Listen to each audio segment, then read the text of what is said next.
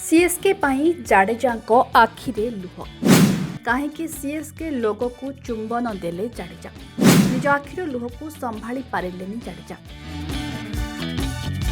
IPL दुनिया एमती एक खबर सामना को आसी जहां कटी कटी चेन्नई सुपर किंग्स फैंस को आखिरे लुह आनी।